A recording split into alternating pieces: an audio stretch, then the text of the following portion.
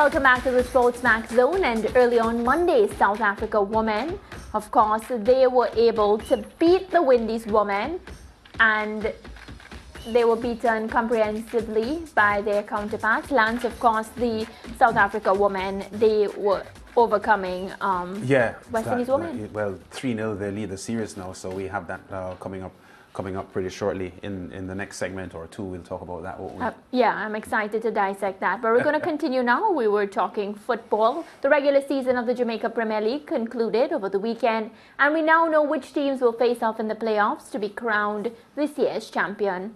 After Saturday's doubleheader, 4 teams will go to battle to see who will join Waterhouse and Cavalier in the semi-final round. Michaela Brown has the highlights from the weekend's action. The regular season of the Jamaica Premier League came to an end on Saturday with the final 2 games in Game Week 11.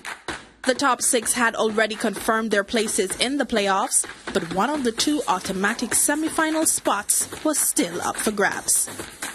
Tivoli started off Saturday's action against Malines knowing that a win would put them on 19 points and guarantee a spot in the last 4. But after a goalless first half, it was Malines who struck first in the 79th minute. Tyreek Wilson comfortably finishing off a solid build-up. But just 3 minutes later, Stephen Barnett equalized for Tivoli Gardens when he headed home at the near post from Davian Garrison's cross in the 82nd minute. Tivoli pushed for the go-ahead goal, but in the end, they could not get the 3 points that would secure them a spot directly to the semi-finals. Final score, Tivoli Gardens 1, Malines United 1. All right, you didn't get the automatic semi-final spot. Is there a team that you would prefer facing in the playoff? Well, not really anyone come, because we put ourselves in our position where we have to take ourselves out, and to win title, we have to just do what we have to do. And at the end of the day, we are here to win the title, and we are just go any team come in front of us, we're just gonna bounce this off and get rid of anybody come in front of us. Well, good luck in whatever team you get. All the best. Thank you very much. Tivoli's inability to win left the door open for Cavalier or Veer to sneak in.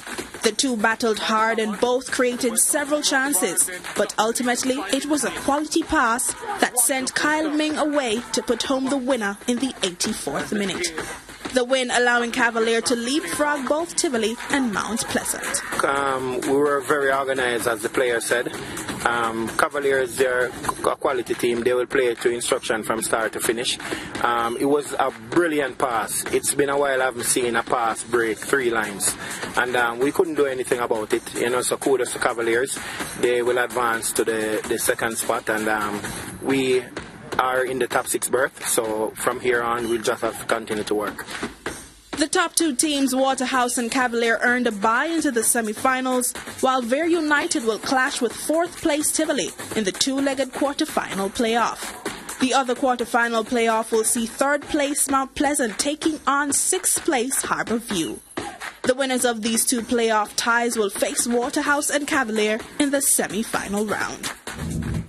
So Tivoli missing out on the automatic semi-final spot with a draw, and Cavalier making use of that slip-up and booking their spot in the semis with a win over Veer. So Lance, firstly, any of the matches that stood out for you, anything that was really unexpected over the weekend? I just like the intensity. There was a Kevon Isaacs goal in the Mount Pleasant victory that they had. That was a stunning strike, brilliant goal. And what about that pass from Melvin Doxley, the St. Lucian, who slipped the ball through that Donovan Ducky, the Veer coach, just praised as a pass that he had never seen, breaking 3 lines.